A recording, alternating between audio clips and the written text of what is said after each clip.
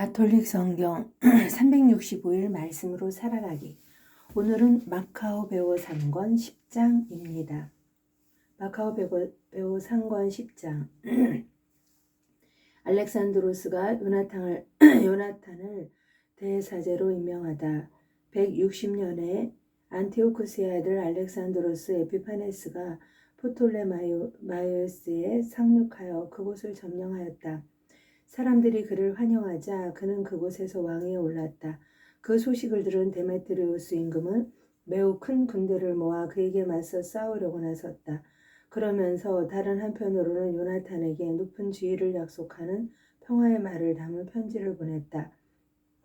그는 속으로 이렇게 생각하였던 것이다. 요나탄이 우리를 치려고 알렉산드로스와 화친을 맺기 전에 우리가 먼저 유다인들과 화친을 맺자. 자기 신과 자기의 형제와 민족에게 우리가 저지른 온갖 악행을 요나탄이 기억하고 있을 것이다. 그래서 데메트리우스는 요나탄에게 자기의 동맹자가 되어 군대를 모으고 무장시키는 권한을 주었다. 그리고 성체에 가둔 인질들을 요나탄에게 넘겨주라고 명령하였다. 요나탄은 예루살렘에 와서 온 백성과 성체의 군사들이 귀를 기울이는 가운데 그 편지를 읽었다. 임금이 요나탄에게 군대를 모으는 권한을 주었다는 말을 듣고 성체의 군사들은 몹시 두려워하였다. 그래서 요나탄에게 인질들을 넘겨주고 요나탄은 그들을 그 부모들에게 돌려보냈다. 요나탄은 예루살렘의 자리를 잡은 뒤 이 도성을 보수하고 재건하기 시작하였다. 그는 작업을 하는 일꾼들에게 성벽을 쌓고 시온산을 네모진 돌로 둘러싸아 요새로 만들라고 명령하였다. 그들은 그대로 하였다. 그러자 바케데스가 지은 요새들에 있던 이민족들이 달아났다. 그들은 저마다 제자리를 버리고 고향으로 돌아간 것이다.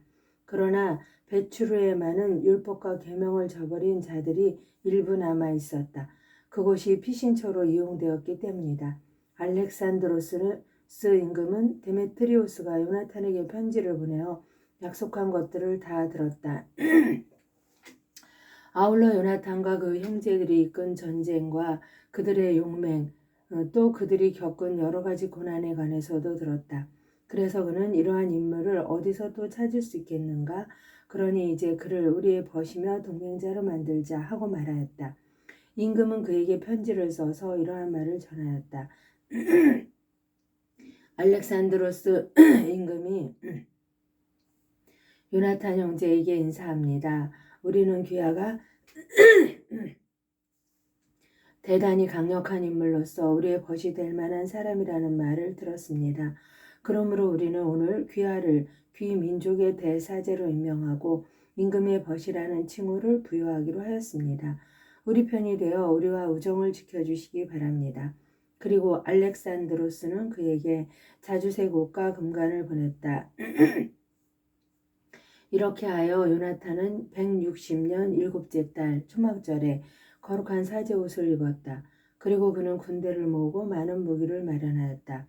데메트리우스 임금이 새로운 제안을 하다. 데메트리우스는 이 이야기를 듣고 속이 상하여 이렇게 말하였다. 알렉산드로스가 자기 기반을 튼튼히 하려고 우리보다 앞서 유다인들과 우호관계를 다졌는데 우리는 대체 무엇을 하고 있었단 말인가? 나도 그들에게 격려의 말로 편지를 써서 높은 지위와 선물을 약속하고 그들의 협조를 받아야 하겠다. 그러고는 이러한 말을 써서 보냈다. 데메트리우스 임금이 유다 민족에게 인사합니다. 여러분이 우리와 맺은 계약을 지키고 우호 관계를 유지하여 우리의 원수들 편에 가담하지 않았다는 소식을 듣고 우리는 기뻐하였습니다. 앞으로도 계속 신의를 지켜주십시오. 여러분이 우리에게 보여준 호의에 꼭 보답하겠습니다. 우리는 여러분에게 많은 세금을 면제해주고 선물도 주겠습니다. 이제 나는 여러분에게 자유를 주고 모든 유다인들에게 조공과 소금세와 왕관세를 면제해 줍니다. 또 나에게 바쳐야 하는 곡식의 3분의 1세와 나무 열매의 2분의 1세를 오늘부터 면제합니다.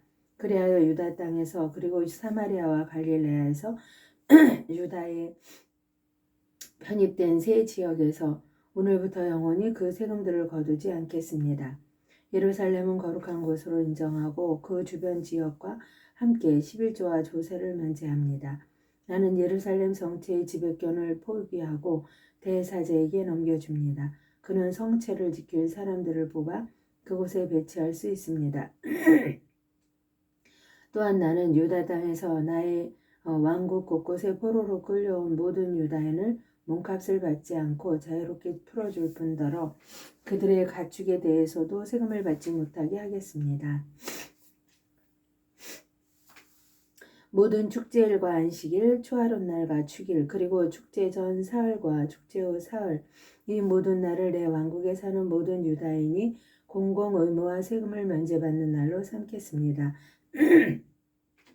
어느 누구도 이 모든 문제와 관련하여 유다인에게 세금을 강요하거나 그들을 괴롭힐 권리가 없습니다. 유다인들 가운데에서 3만 명이 임금의 군대에 편입이 되어 임금의 모든 군사와 똑같은 대우를 받을 것입니다. 그들 가운데 어떤 이들은 임금의 큰 요새에 배치되고 어떤 이들은 왕국에서 신임받는 자리에 배치될 것입니다. 그들의 장관과 지휘관들도 그들 가운데서 나올 것이며 또 그들은 임금이 유다 땅에 명령을 내린 대로 자기들의 법에 따라 살 수 있을 것입니다. 사마리아 지방에서 유다에 편입된 세 지역은 유다와 합쳐지고 한 통치자에게 속한 것으로 간주됩니다. 그러므로 대사제 말고는 다른 어떤 권력자에게 복종하지 않아도 좋습니다. 나는 프톨레마이오스와 그 인접 지역을 예루살렘 성소에 선물로 주어 성소의 경비를 충당하도록 하겠습니다. 여기에 덧붙여 놔도 해마다 적절한 곳에서 거둔 임금의 수익 가운데에서 은 15,000세켈을 주겠습니다. 관리들이 처음 몇 해 동안 주다가 나중에는 주지 않던 모든 추가 보조금도 지금부터는 성전 비용으로 다시 내줄 것입니다. 거기에다 해마다 성소 수입에서 받아오던 은 5,000세켈도 면제합니다. 그것은 그곳에서 봉직하는 사제들의 몫이기 때문입니다. 임금에게 빚을 졌거나 그 밖에 온갖 다른 사정으로 예루살렘 성전이나 그 경내 어디로든 달아난 자는 누구나 사면되고 내 왕국에 있는 제 소유물도 다 되돌려 받을 것입니다. 성소 건물을 보수하고 재건하는 경비는 임금의 수입에서 충당할 것입니다. 또한 예루살렘 성벽을 보수하고 그 둘레를 튼튼히 하는 경비도 임금의 수입에서 충당하며 유다 땅의 다른 성벽들을 보수하는 비용도 그렇게 할 것입니다. 데메트리오스가 죽다. 요나탄과 백성은 이 말을 듣고 아무도 그것을 믿거나 받아들이지 않았다. 그들은 데메트리오스가 이스라엘에서 저지른 엄청난 악행과 자기들을 몹시 괴롭힌 일을 기억하였기 때문이다. 그러나 자기들에게 먼저 평화의 말을 해온 알렉산드로스에게는 호감을 가지고 언제나 그와 동맹관계를 유지하였다. 그때 알렉산드로스 임금은 대군을 모아 데메트리우스에게 맞서 진을 쳤다. 두 임금이 교전한 끝에 알렉산드로스의 군대가 달아나자 데메트리우스가 그를 추격하여 그의 군사들을 무찌르고 해가 질 때까지 치열한 전투를 벌였지만 데메트리우스는 그날 전사하고야 말았다.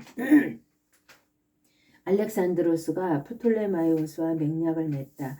알렉산드로스는 이집트 임금 프톨레마이오스에게 사신을 보내어 이러한 말을 전하였다. 내가 이제 나의 왕국으로 돌아와서 조상들의 왕자에 오르고 통치권을 잡았습니다. 데메트리우스를 무찌르고 우리 영토를 되찾은 것입니다. 나는 그와 전쟁을 벌였는데 그와 그의 군대가 우리에게 패배하여 우리가 그의 왕자에 앉게 되었습니다. 그러니 이제 우리 서로 우호 관계를 맺읍시다. 따님을 내 아내로 주십시오. 그러면 나는 사이가 되어 임금님의 품위에 맞는 선물을 임금님과 따님에게 드리겠습니다. 그러자 프톨레마이오스 임금이 이렇게 대답하였다. 임금님이 조상들의 땅으로 돌아가 그 왕자에 앉게 된 날이야말로 복된 날입니다. 이제 나는 임금님이 편지에 쓴 대로 하겠으니 우리가 상견례를 하게 프톨레마이스에서 만납시다. 나는 제안대로 임금님의 장인이 되겠습니다. 그 뒤 프톨레마이오스는 162년에 자기 딸 클레오파트라를 데리고 이집트에서 나와 프톨레마이스로 갔다. 알렉산드로스 임금이 그를 영접하였다. 프톨레마이오스는 자기 딸 클레오파트라를 알렉산드로스에게 넘겨주고 임금들이 하는 대로 프톨레마이오스에서 매우 호화로운 혼인 잔치를 벌였다. 알렉산드로스가 요나탄과 맹약을 맺다. 알렉산드로스 임금은 요나탄에게 자기를 만나러 오라고 편지를 썼다.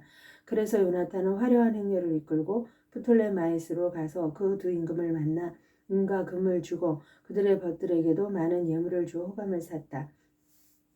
그때 이스라엘에서 간악한 자들 곧 변절자들이 몰려가서 그를 고발하였지만 임금은 그들의 말에 주의를 기울이지 않았다. 임금은 오히려 요나탄의 옷을 벗기고 자주색 옷을 입혀주라고 명령하였다. 부하들이 그대로 실행하자 임금은 그를 제 곁에 앉히고 신하들에게 말하였다. 너희는 이분을 모시고 성읍 한복판으로 가서 아무도 어떤 문제로든 이분을 고발하거나 어떤 구실로든 이분을 괴롭히지 말라고 선포하여라.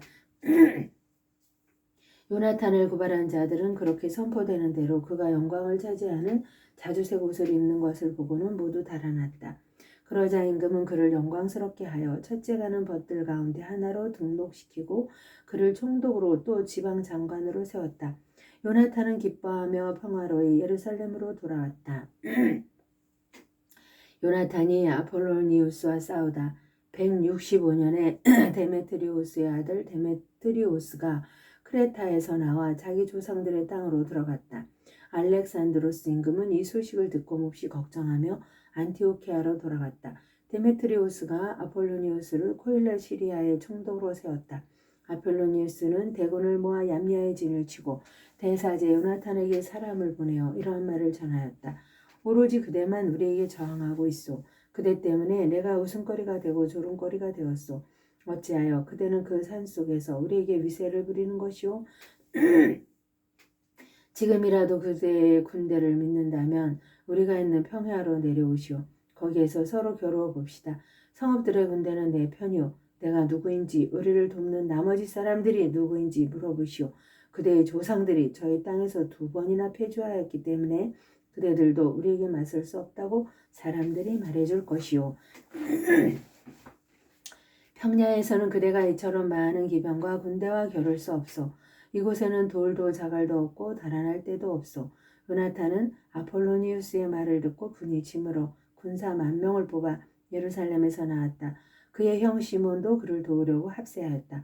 요나탄이 야포 앞에 진을 쳤지만 아폴로니우스의 주둔군이 야포에 있었으므로 그 성읍 주문들은 그에게 성문을 열어주지 않았다. 요나탄의 군대가 그곳을 공격하자 성읍 주민들이 두려워서 성문을 열어주었다. 그래야 요나탄이 야포를 점령하였다. 아폴로니우스는 이 소식을 듣고 기병 3,000과 큰 군대를 집합시켜 그곳을 그냥 지나치는 척하며 아스돗으로 갔다. 그는 또한 자기의 수많은 기병대를 믿었으므로 평야로 진군하였다. 그러자 요나탄이 그를 뒤쫓아 아스돗까지 갔다. 거기에서 양쪽 군대가 맞서 싸웠다. 아폴로니우스는 기병 1,000명을 미리 후방에 숨겨두었지만 요나탄은 자기 뒤에 복병이 있다는 사실을 이미 알고 있었다. 적군은 요나탄의 군대를 포위하고 그의 병사들에게 아침부터 저녁까지 활을 쏘아댔다. 그러나 병사들은 요나탄이 명령한 대로 꿋꿋이 버텼다. 마침내 적의 군마들이 지치게 되었다. 이렇게 적의 기병대가 지쳐 있었으므로 시몬이 자기 군대를 이끌고 가서 적의 전열과 맞서 싸우자 적군은 시몬에게 패배하여 달아났다. 기병대도 평야에 뿔뿔이 흩어져 목숨을 구하려고 아스도롯으로 달아나 저희 신전인 벳다곤으로 들어갔다. 요나탄은 아스돗과 그 주변 성읍들을 불태우고 거기에서 전리품을 거둔 다음 다곤 신전과 그곳으로 피신한 자들을 불로 태워버렸다. 그리하여 칼에 맞아 쓰러진 자와 불에 타 죽은 자가 8,000명가량 되었다. 요나탄은 그곳을 떠나 아스클론을 향하여 진을 쳤다. 그러자 그 성읍 주민들이 나와 그를 성대하게 맞이하였다. 요나탄은 많은 전리품을 가지고 군사들과 함께 예루살렘으로 돌아왔다. 알렉산드로스 임금이 그 소식을 듣고 요나탄을 더욱 영예롭게 여겼다. 그는 관습상 임금의 친족에게만 주는 금 죬쇠를 요나탄에게 보내고 에크론과 거기에 딸린 모든 지역을 그의 몫으로 내주었다. 하느님의 영광을 위하여 성모님과 함께 감사드리며 보원하나이다.